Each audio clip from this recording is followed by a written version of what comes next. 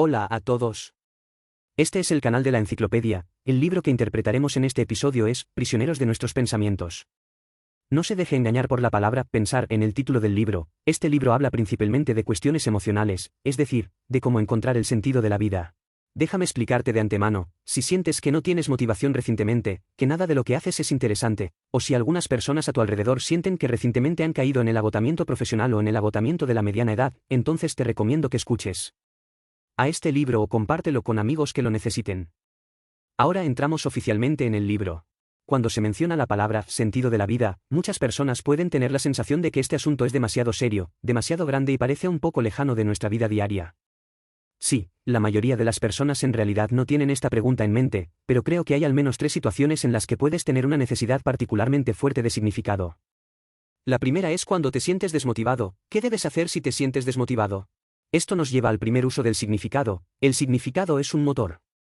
Hay una historia que mucha gente habrá escuchado. Se trata de 3 trabajadores de la construcción que estaban levantando un muro y la gente que pasaba les preguntaba qué estaban haciendo. El primer trabajador respondió enojado, ¿no lo viste? Estamos construyendo un muro. El segundo trabajador miró hacia arriba, sonrió y dijo, estamos construyendo un edificio alto. El tercer trabajador estaba particularmente feliz, sonriendo por todos lados. Dijo, estamos construyendo una nueva y hermosa ciudad. Verás, todos sienten un significado diferente detrás de aparentemente el mismo trabajo, y su motivación laboral es completamente diferente. Entonces, además de cuando te sientes desmotivado, ¿cuándo más necesitas significado? Ahí es cuando la vida llega a un punto bajo, porque el significado es como un paracaídas que te permite aterrizar con seguridad. Christopher Reeve, el actor de la película Superman, sufrió un accidente mientras participaba en una carrera de caballos en 1995. Se cayó del caballo y se rompió la columna cervical, provocándole una parálisis total. Pero Reeve escribió en su autobiografía I'm Still Yo, creo que los héroes también son personas comunes y corrientes, pero cuando se enfrentan a grandes dificultades, siempre pueden encontrar la fuerza para perseverar y perseverar hasta el final. En medio de la locura, cuando estamos en una mala situación, el significado puede ayudarnos a aterrizar de forma segura y evitar que toquemos fondo y no podamos recuperarnos. Entonces significa que también es un paracaídas. Entonces, además de ser un motor y un paracaídas, ¿qué más significa? Es decir, el significado puede servir como brújula a la hora de afrontar elecciones de vida. Por ejemplo, Alex, el autor de este libro, se enfrentó a una decisión difícil cuando se graduó de la universidad, seguir los arreglos de su padre y aceptar un trabajo relativamente cómodo o encontrar un trabajo desafiante pero interesante. ¿Trabajo? Alex decidió seguir su propio camino en la vida. Sabía lo que quería hacer y lo que no quería hacer. Aunque tuvo muchas discusiones acaloradas con su padre, creía que tales riesgos y esfuerzos valían la pena. Verá, en la encrucijada de la vida, cuando necesitamos tomar una decisión, infundir significado puede mantenernos enfocados en el hilo de nuestras vidas. Entonces surge nuevamente la pregunta, ¿cómo encontrar el sentido de la vida? Esto es más fácil dicho que hecho. Esto nos lleva al libro de hoy, que se encuentra ahora en su tercera edición desde su primera publicación en 2004. En esta edición, además del autor original Alex Pettux, se ha añadido una coautora, Elaine Denton, esposa de Alex e inspiración por su experiencia en los negocios, tiene una formación y una experiencia únicas en innovación y filosofía. Lo que añade mucho interés y vitalidad a este libro, discutiremos los detalles más adelante. Al mismo tiempo, este libro está estrechamente relacionado con un libro particularmente famoso, Vivir el sentido de la vida, escrito por Viktor Frankl. De hecho, este libro y Vivir el sentido de la vida tienen el mismo origen. La línea principal de este libro es cómo extender la logoterapia a la vida y el trabajo modernos, es decir, permitir a los lectores modernos encontrar el significado del trabajo y la vida inspirados en esta terapia. Primera parte. Dado que el contenido de este libro está en la misma línea que Vivir el significado de la vida, si queremos entender este libro, primero debemos hablar sobre el libro Vivir el significado de la vida y su autor Viktor Frankl. ¿Quién es Viktor Frankl? Es el fundador de la logoterapia. ¿Qué es la logoterapia? En pocas palabras, es un método para ayudar a las personas a afrontar la vida de manera positiva y esforzarse por buscar el significado de la vida. Frankl nació en Viena, Austria, el 26 de marzo de 1905. Mostró un lado inusual desde que era un niño. A una edad en la que otros niños se divertían, él comenzó a pensar temprano en una pregunta, ¿cuál es el significado de la vida? En sus memorias, Frankl recuerda que cuando era niño dedicaba varios minutos a reflexionar sobre esta cuestión. A los 3 años decidió que quería ser médico. Cuando tenía 16 años, pronunció su primer discurso público, titulado El significado de la vida. Con solo 19 años ya había publicado su primer artículo en la Revista Internacional de Psicoanálisis. De 1930 a 1937 trabajó como psiquiatra en la Clínica Universitaria de Viena, ayudando a los pacientes a encontrar formas de dar sentido a sus vidas. Todo parece ir bien. Hasta el estallido de la Segunda Guerra Mundial, Frankl y su familia fueron arrestados en septiembre de 1942 porque Frankl era judío. A partir de entonces, comenzó a vivir como prisionero durante 3 años, y estuvo encarcelado en Auschwitz y Dachau y otros 4 campos de concentración. Durante este periodo, la esposa, los padres y el hermano menor de Frankl murieron uno tras otro porque no podían soportar el horror de la vida en los campos de concentración nazis. Qué doloroso fue esto, pero trascendió este sufrimiento que la mayoría de la gente no podía soportar. Finalmente, después del final de la Segunda Guerra Mundial en 1945, Frankl fue liberado. En solo 9 días, escribió el libro Vivir el sentido de la vida de una vez y nació la logoterapia. Este libro ha influido en generaciones de personas y ha sido aclamado como uno de los 10 libros más influyentes de los Estados Unidos, por la Biblioteca del Congreso.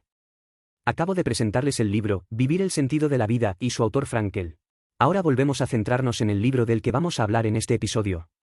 Los 2 autores del libro de hoy, Alex y Elaine, también son fieles lectores de Living the Meaning of Life.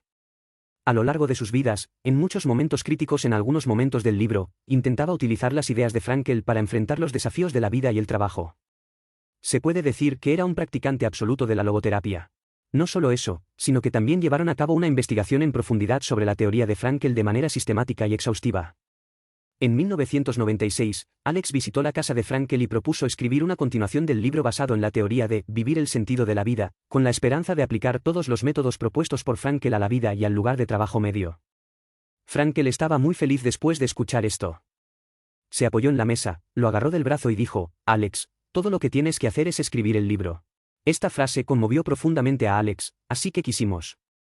Así es como el libro nació explicar.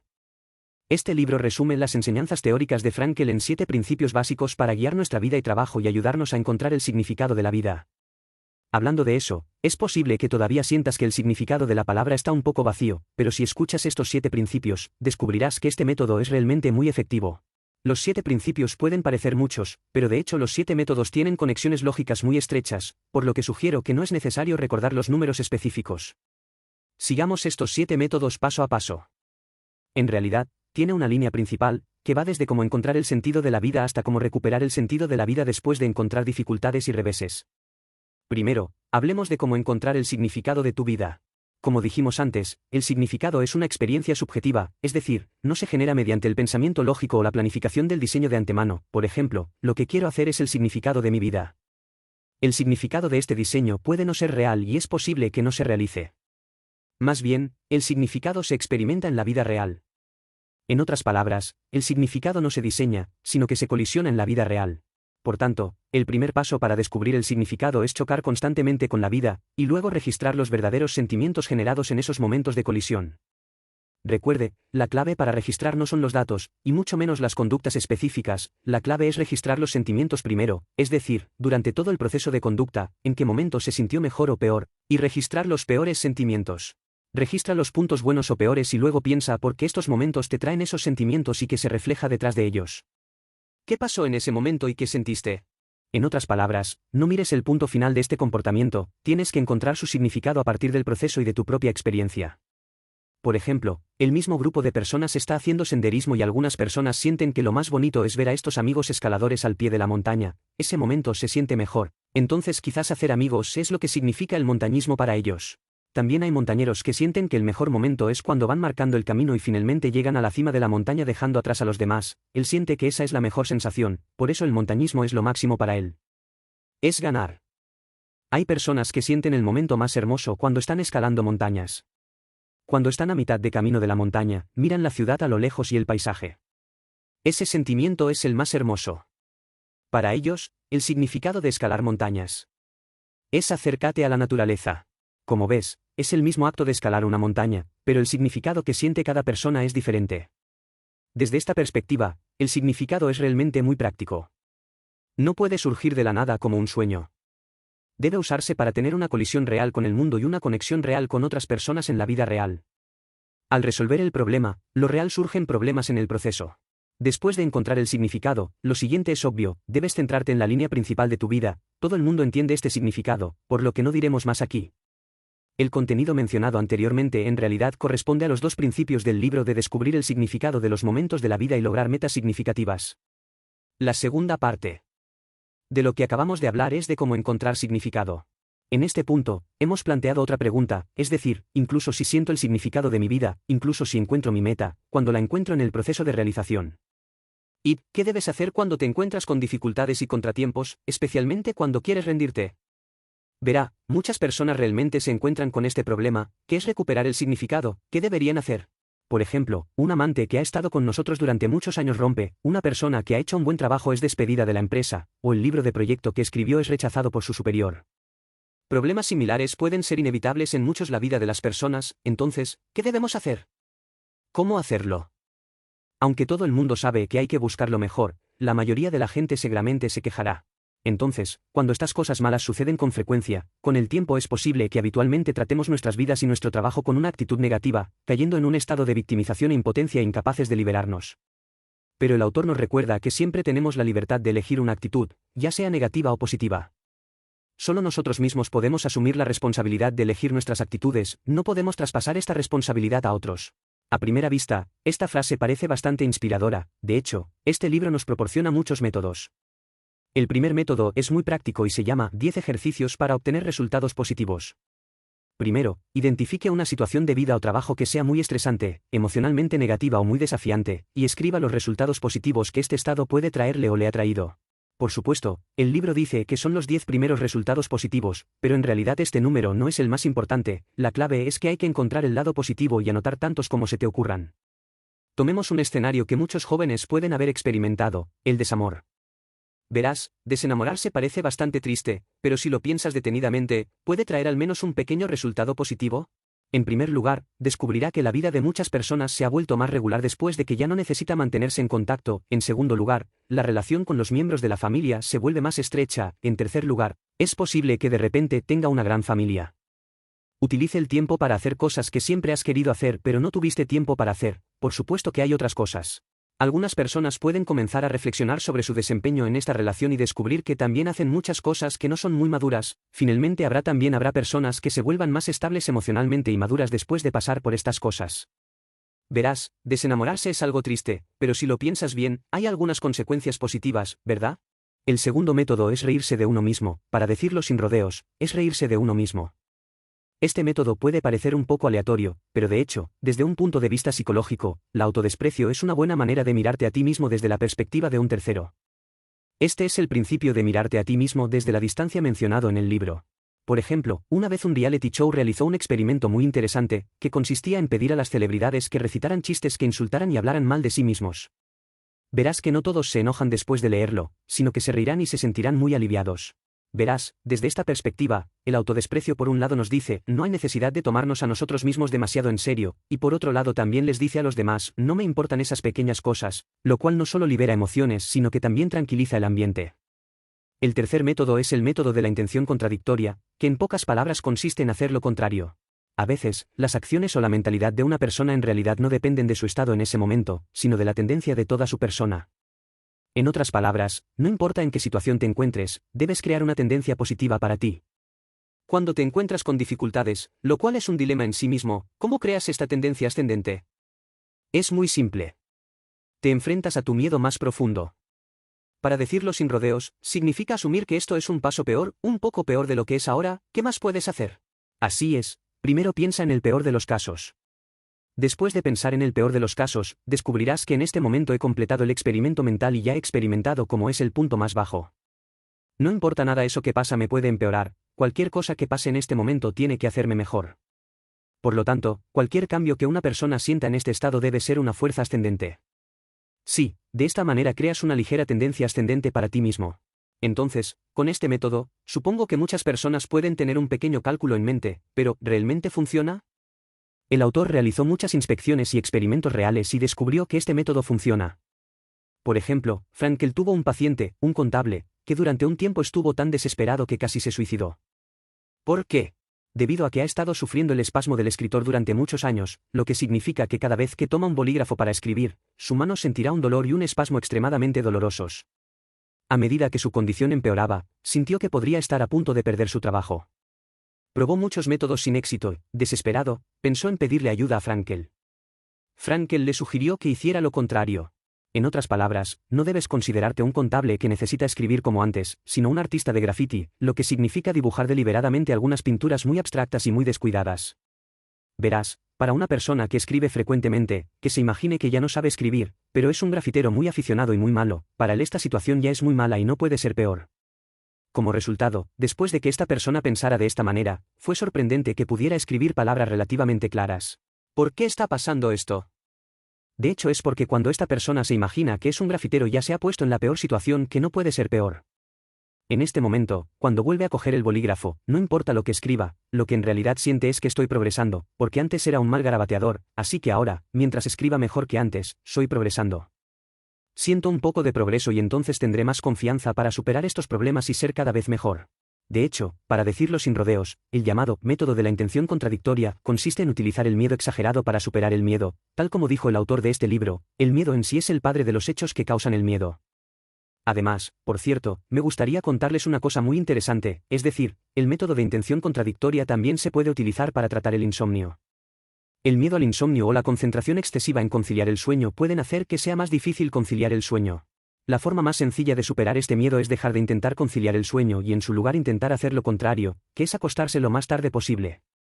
En otras palabras, prestar demasiada atención a conciliar el sueño creará una ansiedad anticipatoria de no poder conciliar el sueño, así que haga lo contrario, simplemente no duerma, espere hasta que tenga mucho sueño y luego vaya a dormir, para poder conciliar el sueño pronto. El método que acabamos de mencionar se llama método de intención contradictoria. De hecho, hay otro resumen de este método en el libro. El autor lo llama el principio de nunca hacer cosas en contra de la voluntad. Puede ser un poco difícil de entender aquí. ¿Tiene esto que ver con hacer cosas en contra de tu voluntad? De hecho, es muy simple, cuando no podemos afrontar los miedos de nuestro corazón o los sufrimientos de la vida, a menudo hacemos muchas cosas en contra de nuestra voluntad. El llamado método de intención contradictoria, que imagina al extremo la peor situación de este asunto, ¿no pretende hacernos afrontar las dificultades y sufrimientos de la vida? El último método y el último principio del libro es atreverse a superarse a uno mismo. Esta frase parece un poco cliché, pero el autor cree que muchas personas tienen un malentendido sobre trascender a uno mismo. ¿Qué pensamos habitualmente de trascender a uno mismo? Esto es lo que hago mejor que antes. Por ejemplo, al correr, hoy corrí 10 kilómetros, mañana puedo correr 20 kilómetros y pasado mañana corro un poco más rápido. Verás, esto es lo que mucha gente imagina como autotrascendencia. Pero el autor cree que hacer mejor una cosa no significa superarse a uno mismo. Entonces, ¿qué significa trascender a uno mismo? Significa que puedes ampliar la amplitud y dimensión de tu vida de diferentes maneras, es decir, vivir una visión más amplia de tu vida. Si tuviera que usar una palabra para describirlo, sería la frase más grande que tú mismo, que mucha gente decía en el pasado, que significa vivir un yo más grande. Por ejemplo, la famosa tenista Andrea Jagger se tomó un tiempo para visitar a niños enfermos en hospitales de todo el mundo durante su gira de tenis. Después de que terminó su carrera tenística, decidió dedicar su vida a niños con enfermedades terminales y crear oportunidades para que experimentaran una vida mejor fuera del pabellón. Así que estableció la Fundación Infantil y construyó OP Farm para atender a los niños que padecían cáncer y otras enfermedades mortales. Una vez, en una entrevista con el programa Deadline de NBC, cuando el reportero le preguntó, ¿cómo quieres que la gente te recuerde? Andrea respondió sin pensar, no necesito que la gente me recuerde. Quiero que la gente me recuerde. La gente puede recordar a estos niños. Por supuesto, el propósito de hablar de esta persona no es elogiarlo, sino ilustrar un fenómeno, es decir, si expandes un poco tus horizontes, encontrarás que muchas personas están exitosos en el sentido mundano, después de eso, harán algo un poco diferente, es decir, a menudo ya no se centrarán en sus campos anteriores, sino que encontrarán maneras de ayudar a más personas y ampliar las dimensiones y el valor de sus vidas. Para poner otro ejemplo, una vez Frankel resumió el significado de su propia vida en una frase. Escribió sus respuestas en una hoja de papel y pidió a los estudiantes que adivinaran lo que había escrito. Después de una reflexión tranquila, un estudiante sorprendió a Frankel con una respuesta. El estudiante dijo, el significado de tu vida es ayudar a otros a encontrar el significado de sus vidas. Exactamente, dijo Frankel. Dijiste exactamente lo que escribí. Entonces, desde esta perspectiva, ¿cuál es el significado? No es un nodo aislado, es una red, algo que se crea en la red tejida por las personas. Hablando de esto, has notado que hemos estado hablando sobre los usos del significado y cómo encontrarlo, pero nunca hemos dicho qué es el significado y nunca le hemos dado una definición lógica. Entonces, ¿tiene una definición clara? De hecho, según el punto de vista del autor, no necesitamos preguntar cuál es el significado abstracto de la vida. Como dijo Frankel, cada uno tiene su propia misión única. Esta misión no puede ser reemplazada por otras y tu vida no puede repetirse. De esta manera, las tareas de la vida de cada persona son específicas, y las oportunidades para completarlas también son específicas. Por lo tanto, el significado es diferente para cada uno y no existe una respuesta absolutamente correcta, solo la respuesta que más le convenga. Por supuesto, ni el autor ni Frankl niegan la existencia de un significado último, alguna vez existió tal metáfora y creo que lo más apropiado es explicar esta cuestión. Es decir, cuando miras una película, está compuesta por miles de tomas, cada toma tiene su significado, pero el significado de toda la película no se puede saber con certeza hasta que ves la última toma. Sin embargo, si no podemos entender el significado de cada plano, entonces no podremos captar el significado de toda la película. ¿No es este el significado último de la vida? Solo en el momento de la muerte se puede revelar el significado pleno de la vida, y este significado último depende de comprender, lo mejor que se pueda, el significado potencial de cada situación en el curso de la vida. Ahora, repasemos el contenido principal de este libro. Este libro nos dice que si siempre miramos nuestra vida y nuestro trabajo con una actitud negativa y pensamos que somos incapaces de cambiar, esto equivale a ponernos en una prisión espiritual y perder la libertad de elección. Para encontrar el sentido de la vida, debemos salir de esta prisión autoimpuesta y dejar de ser prisioneros del pensamiento. Entonces, ¿cómo utilizar los principios mencionados en el libro para encontrar el significado de la vida? Primero, ¿cómo encuentras significado? Decimos que el significado no se crea, ni mucho menos se concibe, sino que surge del choque entre la vida real y el mundo real. En segundo lugar, en el proceso de centrarse en la línea principal, si encuentra diversas dificultades y desafíos, haga todo lo posible para pensar si estas cosas pueden traer resultados positivos. Al mismo tiempo, también puedes probar el método de la intención contradictoria, que significa pensar en el peor de los casos. Una vez que llegues al fondo, no habrá nada que temer en tu corazón. Finalmente, un punto particularmente importante es que debemos poner nuestras vidas en una red social más grande y vivirlas en mayor medida. Esto se llama verdaderamente trascendernos a nosotros mismos. Este es el final de este programa. ¿Cuáles son sus diferentes opiniones al respecto? Bienvenido a dejar un mensaje para discutir con todos. Oye, si te gusta nuestro canal, suscríbete. Jaja, ¿recuerda que te gusta?